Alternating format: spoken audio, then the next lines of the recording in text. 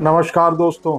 आपके अपने YouTube channel एक बात कही में आपका स्वागत है। मैं राजेश चतुर्वेदी एक बार फिर हाजिर हूँ आपके सामने। दोस्तों, धर्मेंद्र और माला सिन्हा की एक फिल्म थी, बड़ी हिट फिल्म थी वो, आंखें। उसका एक गाना है, मशहूर गाना।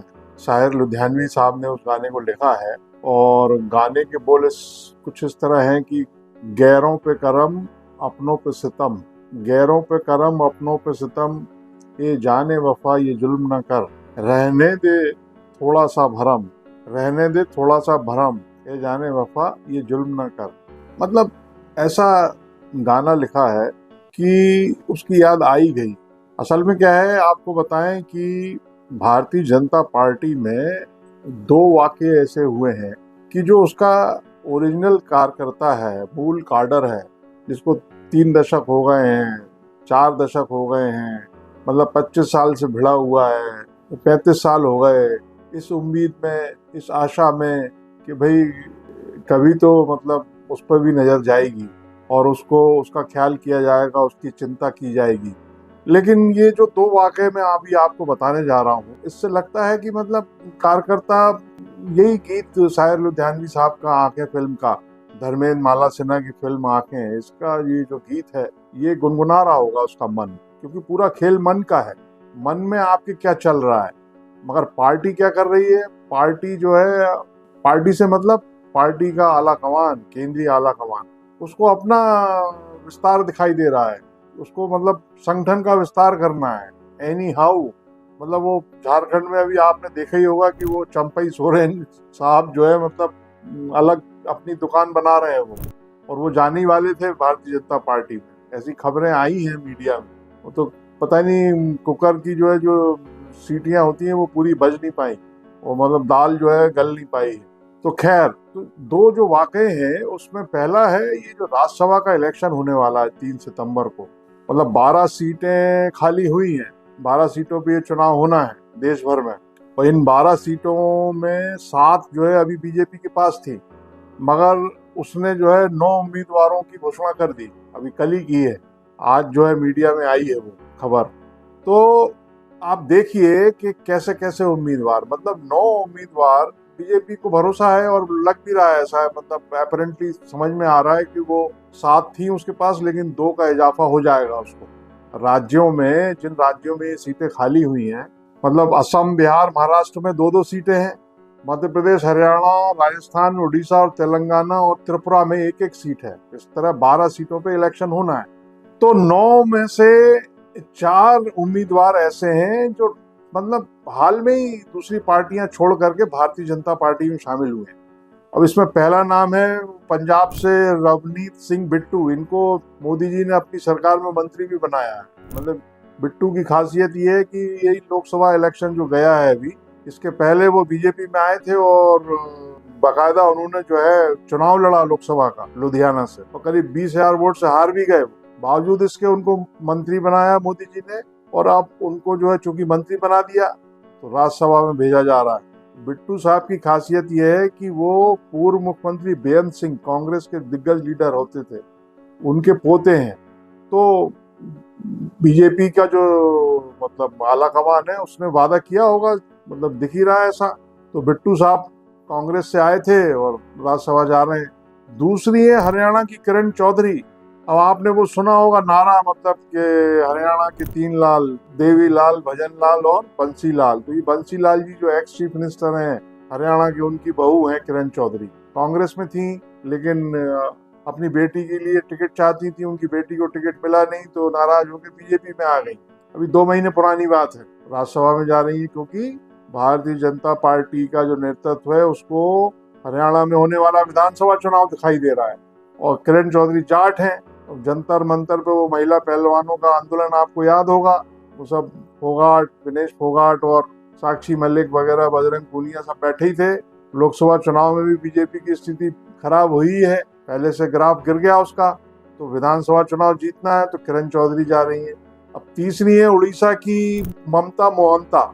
ममता मोहंता भी इलेक्शन के पहले मतलब बीजेपी में आई, बीजू जनता दल से राज्यसभा की मेंबर थी, राज्यसभा से इस्तीफा दिया, बीजू जनता दल पार्टी छोड़ी, बीजेपी में आ गई।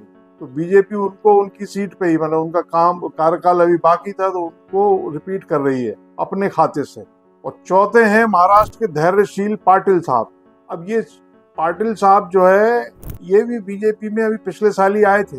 शेतकारी कामगार संगठन है पेजेंट्स एंड वर्कर्स पार्टी, इसके विधायक रहे पाटिल साहब।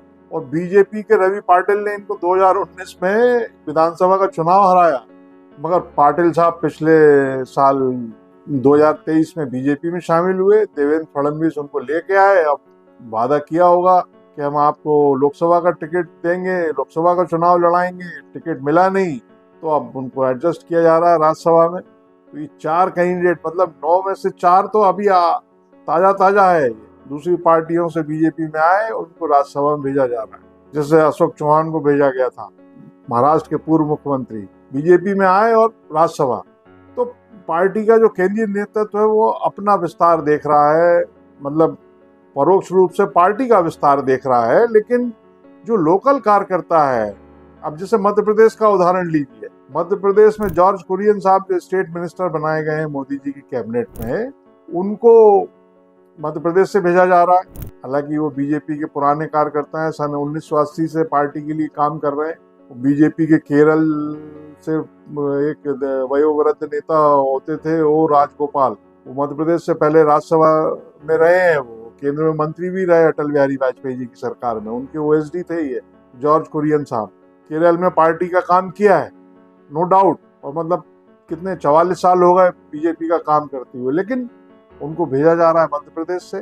अब मध्य प्रदेश में जो लोग उम्मीद से थे, मतलब उम्मीद होती है ना भाई, आशा क्यों नहीं होगी। नरोत्तम मिश्रा, मतलब डॉक्टर नरोत्तम मिश्रा गृह मंत्री रहे, अब विधानसभा का चुनाव हार गए बेचारे, तो जाहिर है उम्मीद तो करेगा व्यक्ति, कहीं ना कहीं तो करेगा।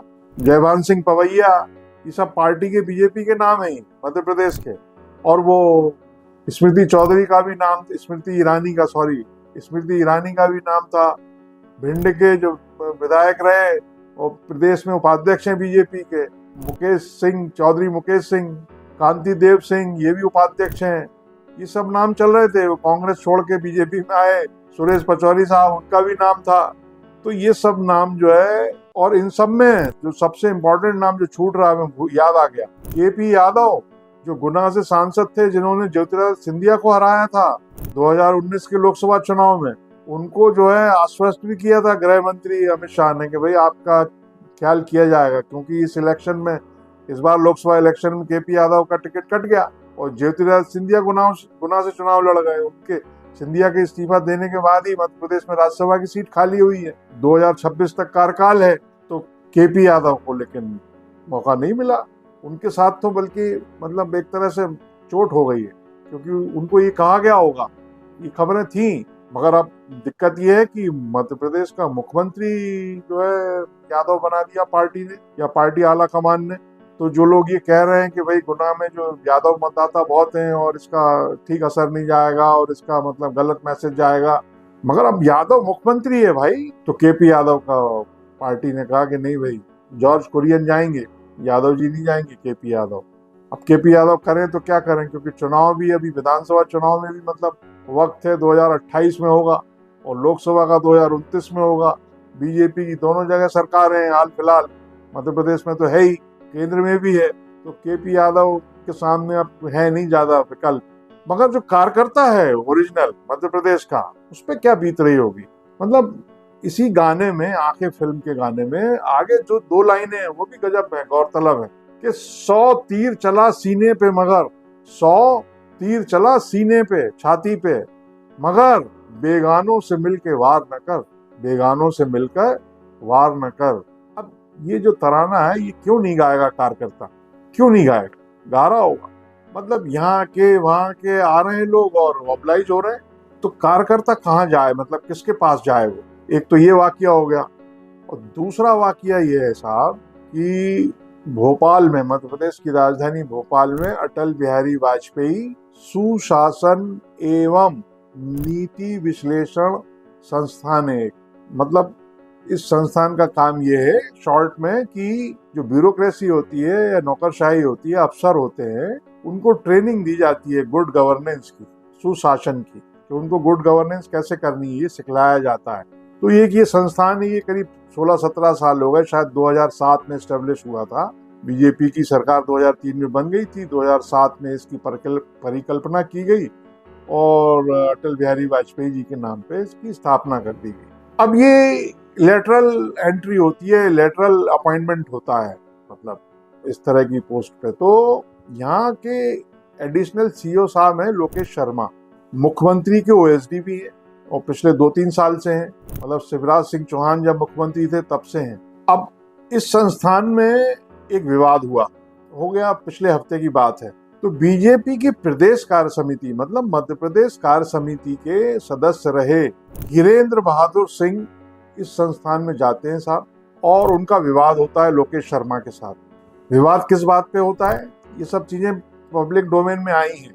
विवाद का कारण ये बताया जाता है कि हीरेंद्र बहादुर सिंह की जो बेटी है वो इस संस्थान की शायद कर्मचारी है, यहाँ जॉब करती है, मगर उसको पिछले 4 महीने से परेशान किया जा रहा था, कोई काम वाम नहीं दिया जा रहा था, कोई उसको दायित्व नहीं दिया जा रहा था। तो जाहिर है एक पिता होने के नाते हीरेंद्र बहादुर सिंह वहां गए होंगे और उनकी बातचीत हुई होगी, हो सकता है कुछ हॉट टॉक भी हुई हो, कोई गर्मा गर्म बहस हो गई हो।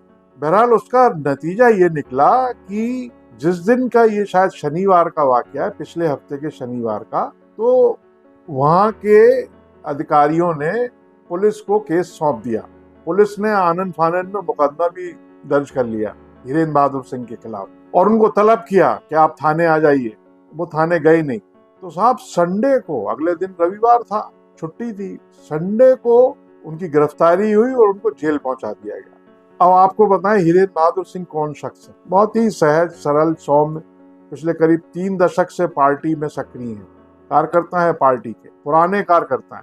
अब आप इससे अंदाजा लगाइए कि प्रदेश कार्य समिति का जो सदस्य रहा हो, और मतलब पूर्व मुख्यमंत्री शिवराज सिंह चौहान और मध्य प्रदेश विधानसभा अध्यक्ष नरेंद्र सिंह तोमर और वो छत्तीसगढ़ के ब्रजमोहन अग्रवाल, मतलब उस कालखंड के जितने लीडरशिप थी बीजेपी की, भारतीय जनता युवा मोर्चे के जमाने से, तब से वो सक्रिय हैं। मतलब ये शिवराज सिंह चौहान, नरेंद्र सिंह तोमर वगैरह के कारण तो बताते हैं कि टैक्सी ली थी एक हीरेंद्र बहादुर सिंह ने कि इनको लाने ले जाने का काम करने के लिए। तो इतने मतलब प्रभावी कार्यकर्ता होने के बावजूद संडे के दिन गिरफ्तारी होती है, जैसे कि कोई वो जराइम पेशा व्यक्ति हो, कोई संगीन अपराध किया हो, मतलब जैसे उग्रवादियों के साथ या टेररिस्ट के साथ होता है ना। मतलब जैसे बीजेपी ने बड़ा शोर मचाया था, आपको याद होगा कि महाराष्ट्र का एक आतंकवादी था और वो उसके लिए रात में जो है सुप्रीम कोर्ट खोली गई थी, अदालत के दरवाजे खोले गए थे, खुलवाई गई थी अदालत, आपको याद होगा। बीजेपी ने बड़े, आज भी आरोप लगाती है बीजेपी। तो ऐसे ही कुछ मतलब हीरेंद्र बहादुर सिंह को संडे को साहब उठाया गया और जेल पहुंचा दिया गया। जब प्रदेश नेतृत्व के मतलब लोगों को पता लगा, लीडरशिप को, कि ऐसा ऐसा हो गया, तो फिर मतलब मंडे को उनकी जमानत भी हो गई, लेकिन वो जेल पहुंच गए। तो वो क्यों पहुंच गए? वो इसलिए पहुंच गए कि ऐसा बताते हैं लोग, क्योंकि इसका कोई सर्कुलर तो जारी होता नहीं है, मतलब साइक्लो स्टाइल पे कोई सर्कुलर जारी हो गया हो, कोई आदेश जारी हो गया हो कि किसकी सिफारिश पे कौन आदमी नियुक्त हो रहा है, कि फला साहब की सिफारिश है इसलिए इनको नियुक्त किया जाता है। मगर ये हल्ला होता है, चर्चा चल पड़ती है, और ब्यूरोक्रेसी इतनी सेंसिटिव होती है, संवेदनशील होती है कि वो जो है मतलब प्रिजम्पशन में ही काम करने लगती है, और उसका बहुत सटीक होता है अनुमान, उसका जो प्रिजम्पशन होता है बहुत सटीक होता है, सूंघ लेती है वो नौकरशाही। तो मुकदमा भी दर्ज हो गया, जेल भी पहुंच गए हीरेंद्र बहादुर। तो वो इसलिए पहुंच गए क्योंकि ऐसा हल्ला है, ऐसा शोर है, पता नहीं सही है कि नहीं है, गलत भी हो सकता है, कि साहब लोकेश शर्मा जो है संघ में एक बहुत सीनियर पोस्ट पे हैं, मतलब ऐसी पोस्ट पे हैं कि बहुत ही जबरदस्त रोल में हैं वो साहब। तो उनकी सिफारिश पे ये लोकेश शर्मा आए हैं, मतलब उनसे उनके नजदीकी संबंध बताए जाते हैं। तो कौन बोले, अफसरों ने मतलब काम कर दिया। अब काम कर दिया तो हो गया, पार्टी बिल्कुल लेकिन चुप हो गई। पार्टी ने एक लाइन का कोई मतलब बयान जारी नहीं किया, ना कोई मांग हुई। क्यों नहीं हुई? कोई अफसर जो है बीजेपी के किसी मतलब नेता के साथ या कार्यकर्ता के साथ, इतने पुराने कार्यकर्ता के साथ, क्योंकि भाई बीजेपी की सरकार है ना, मध्य प्रदेश में तो सरकार है, बीजेपी किसी नेता किससे उलझ के देख ले कोई अफसर, या किस तरह का मतलब फटाफट कार्रवाई हो, खटाखट नहीं होगी, मगर हो गई। और बीजेपी संगठन की तरफ से या किसी नेता की तरफ से एक शब्द नहीं आया कि भाई इसकी आलोचना की जाती है और संबंधित व्यक्ति या संबंधित अफसर के खिलाफ कार्रवाई की मांग की जाती है। क्यों? तो कार्यकर्ता जो है, जो बीजेपी का कार्यकर्ता है बेचारा, वो ये सब देख रहा है, समझ रहा है कि चल क्या रहा है, जान रहा है वो। तो इसीलिए इस गाने की याद आई कि भाई गैरों पे करम, अपनों पे सितम, ए जाने वफा ये जुल्म ना कर। तो सीने पे वार कर लो मगर बेगानों, ठीक है ना, ये हो रहा है। तो आंखें फिल्म का गाना साहब इसलिए याद आया। इस वीडियो में इतना ही। अगर आपको ये पसंद आया हो तो इसको लाइक करें, शेयर करें और कमेंट बॉक्स में ज़रूर बताएं कि आपका क्या विचार है, आप क्या सोचते हैं। तो चैनल अगर सब्सक्राइब ना किया तो इसको सब्सक्राइब कर लें। नमस्कार।